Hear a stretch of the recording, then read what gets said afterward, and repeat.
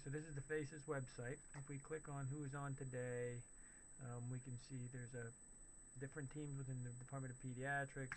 We want to pick the Zinkum team. The Zinkum team is one of the primary care or general pediatric services. Here's the list of all the people, which includes the attending, the senior resident, the interns, the sub-I, as well as the medical students on that team. If we go up and click on print, we would get a printed out version all on a single page, which could then be distributed to the patients, which is what we currently do in the Children's Center.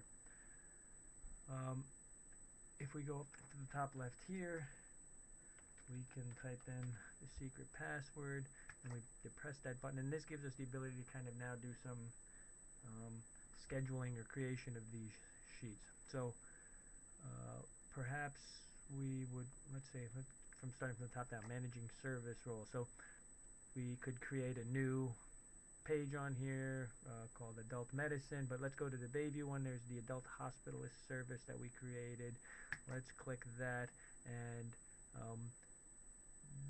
we say there's going to be an attending, a senior resident, intern, a social worker. Well, there's also going to be a nurse practitioner on that team, so we could add a nurse practitioner, and so we could kind of make up whatever the constituency of that team is on here.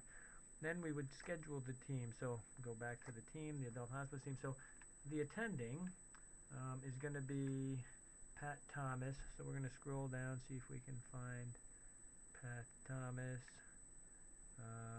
Here she is, and she's going to start her role as attending on the 9th of June, and she's going to end on the 22nd of June. Let's schedule her. And so there she is. She's entered. The intern is going to be, let's pick Hoover Adger. He's close, but Hoover actually starts today and ends on a different day as well. So on the 30th, and that's scheduled. And in this way, the sheet constantly updates itself with because we could enter now another intern who starts on June 31st and ends on July 5th, and then in the future that new intern will show up at the proper time. So that's how you would schedule the team. So we could go back and look at who is on today on that adult hospitalist service. Well, right now it's only Hoover because we don't have Pat Thomas starting till tomorrow, but Hoover started today, so this would be populated with whoever else was on the team today. Now, I showed you a list of people who are in. I actually added Pat Thomas as a person by typing in the J-head, the name, some contact information, whether it's a pager or cell phone information, and then click submit, and then that created a listing for Pat Thomas. So we would have to do that under this manage users button.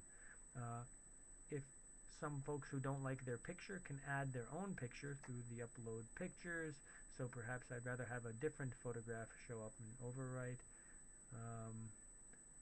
We can also do something called who was on, which we could click on a team, and let's say I want to know, I don't want to know who's on the Zinkum team today, but I know that last month there was an interesting patient on the 4th, and I'm curious who was the team who was caring for the child on that particular day.